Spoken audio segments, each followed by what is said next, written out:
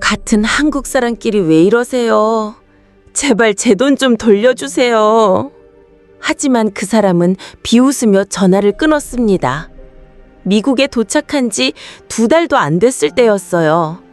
가족처럼 친절하게 대해주던 교회 사람에게 전 재산을 맡겼죠. 보증, 투자, 사업, 말은 그럴듯했고 저는 너무 순진하게 그 사람 말을 다 믿었습니다. 그리고 하루아침에 저는 거지로 전락하고 말았어요. 말도 안 통하는 이 낯선 땅에서 어느 누구에게도 털어놓지 못하고. 낯선 땅에서 피어난 눈물과 희망의 이야기. 이민스토리는 한인 이민자들의 감동 실화를 바탕으로 합니다. 지금으로부터 40여 년 전 1985년 저는 미국행 비행기를 탔습니다.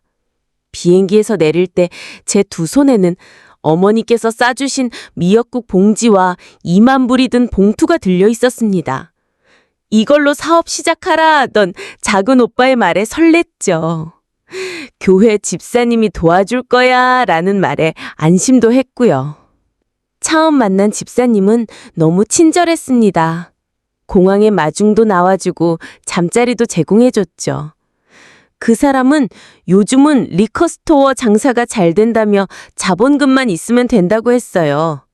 그렇게 소개해준 보증금만 넣으면 된다는 가게에 전 재산을 송금했죠. 하지만 그게 마지막이었어요. 다음 날부터 연락이 되질 않고 그 사람도 만날 수 없었습니다. 그 사람을 마지막으로 본 건 교회에서였어요. 환하게 웃으며 성가대에 서 있더군요. 저는 그 자리에서 주저앉고 말았어요. 어떻게 그럴 수 있어요? 사람들은 수군댔고 어떤 권사님은 제게 다가와 저 집사님 원래 그런 사람이야 라고 하더군요. 왜 처음부터 경고해주지 않았나요? 그 한마디도 못하고 저는 교회를 떠났어요. 그 후로 다시는 어디에도 기대지 않게 되었습니다. 경찰서에 갔지만 저는 말이 안 통해서 눈물만 났습니다. 내 돈을 찾아달라는 말도 영어로 못하고 종이에 이름만 적고 나왔죠. 그날 이후로 저는 하루 종일 침대에 누워만 있었어요. 모든 게 부질없다고 생각했습니다. 말이 안 통해서 억울한 것도 제대로 표현하지 못하는 제가 바보처럼 느껴졌어요. 낯선 땅에서 누구 하나 제 편은 없었어요. 미국 가면 기회가 많아. 오빠가 알아봤는데 교회에는 좋은 사람이 많다더라. 작은 오빠의 그 말 한마디가 제 인생을 바꿨어요. 그때 저는 한국에서 식당 일을 하며 하루하루 버티고 있었죠. 미국에 가서 작은 가게를 하나 열고 천천히 자리 잡겠다는 꿈을 꾸게 되었습니다. 비행기 표값과 2만 불은 어머니께서 주신 당신의 적금이었고 그 돈이 제게는 전부였어요. 연고도 하나 없지만 희망을 품고 낯선 나라로 떠났죠. 공항에 마중 나온 그 집사님이 얼마나 반갑던지 그 사람을 정말 믿었습니다.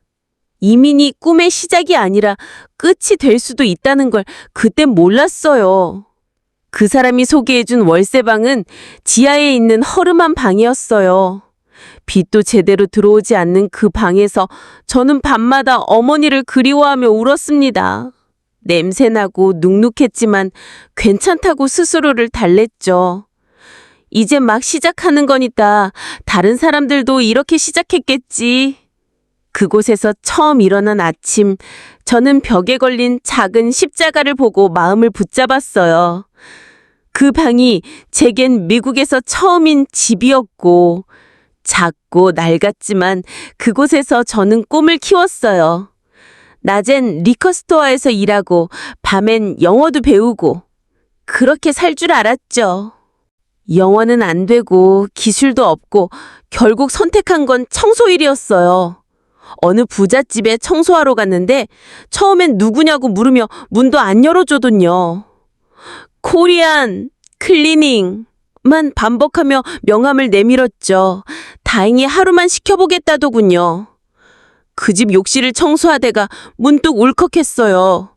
학창 시절 장학금 받고 공부했던 내가 왜 여기서 이러고 있나 싶어서요. 허리는 끊어질 듯 아팠고 손은 트고 갈라졌지만 일이 끝나고 받은 80달러는 정말 귀하게 느껴졌어요. 그날 그 돈으로 마트에서 라면 한 박스를 샀어요. 처음으로 제 손으로 산 미국 물건이었죠. 같이 지내던 림메이트는 30대 여자 한국인이었어요. 저보다 영어도 잘하고 늘 당당했죠. 처음엔 친구처럼 지냈지만 시간이 지나며 서로 부딪히기 시작했습니다. 왜 청소는 나만 해요? 가스비는 왜 반반이 아닌 거예요? 결국 말다툼 끝에 그녀는 집을 나갔고 저는 혼자가 됐어요. 생판 모른 남과 생활하는 것의 어려움과 인간관계에서 오는 소외감, 그 모든 게 버거웠어요. 그래도 혼자서 집안일을 하고 이런저런 요금도 내면서 스스로 조금씩 강해지고 있다는 걸 느꼈습니다. 커뮤니티 칼리지 ESL 수업에 등록했어요. 다 늙은 나이에 교실에 앉아있으니 창피하더군요. 20, 30대 중국, 베트남 친구들 틈에서 발음 연습을 하는데 얼굴이 빨개졌어요. 어느 날 선생님이 어려운 발음을 따라하라는데 발음을 못하니 다들 웃더라고요. 그날 집에 와서 이불을 뒤집어 쓰고 울었습니다. 너무 창피해서 다시 가고 싶지 않았고요. 하지만 다음날 아침 다시 가방을 들고 나섰어요. 나도 노력하면 잘할 수 있어 라는 말로 제 자신을 다독였습니다. 정말 조금씩 문장이 들리기 시작했어요. 어느 날 일하던 집에서 쓰러졌어요. 무릎이 퉁퉁 부어오르고 허리에는 감각이 없더군요. 응급실에 실려가 누워있는데 의사가 너무 오래 무리하셨네요. 수술이 필요할 수도 있습니다. 라고 말했어요.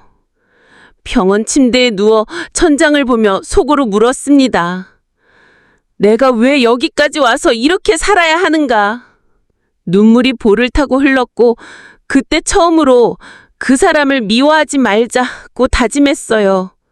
미워해서 나아지는 건 없었거든요. 그리고 지금껏 혼자 힘으로 살아온 제 자신을 인정하고 싶었습니다. 그날 이후로 저는 종종 병원 옆에 벤치에 앉아 스스로에게 말했어요. 창미야, 수고했다. 그 말이 처음엔 너무 낯설어서 입술이 떨렸어요. 결국 다른 누군가의 인정이 아니라 제 스스로가 인정하는 그 짧은 말이 저를 살렸습니다. 지금도 제 손바닥에는 굳은 살이 많이 남아있어요. 하지만 저는 그 굳은 살 덕분에 살아남았다고 생각해요. 룸메이트 없이 혼자 감당하는 렌트비, 말은 잘 안 통해도 친해지게 된 슈퍼마켓의 캐시어. 가끔은 아직도 제게 큰 상처를 남긴 그 사람 얼굴이 떠올라요. 하지만 이제는 울지 않고 그 사람을 원망하지 않습니다. 왜냐하면 저는 제 자신을 지켜내고 견뎌냈기 때문이에요. 조금 느리고 서툴러도 저는 제 모습 그대로 잘 살 수 있어요. 매일 아침 커피를 내리고 다림질한 옷을 입고 집을 나서는 순간 제 안에 무너졌던 자신감이 다시 생겨납니다. 누구도 믿을 수 없을 거라는 부정적인 생각이 나 자신은 믿을 수 있다는 확신으로 바뀌었어요. 그게 제 인생에 있어 제일 큰 변화였어요. 혹시 지금도 누군가에게 상처받고 버려진 채로 살아가고 계신가요? 저도 그랬어요. 믿었던 교회 사람에게, 자매 같았던 사람에게 배신당했어요. 하지만 그 고통 속에서 제 자신을 다시 마주하게 되었습니다. 사람은 무너지지 않아요. 무너지는 것처럼 보여도 우리는 다시 일어날 수 있어요.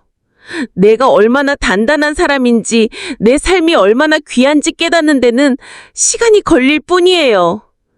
누군가의 말 한마디가 아닌 내 목소리로 나를 위로해 주세요. 괜찮아, 잘했어 라는 말, 매일 거울을 보며 해보세요. 어느 날 그 말이 진심으로 들릴 거예요. 그리고 그날부터 당신의 인생도 다시 시작될 수 있어요. 제가 해냈으니 당신도 해낼 수 있습니다. 구독과 좋아요는 더 많은 이민자들의 감동 사연을 전하는 데 큰 힘이 됩니다.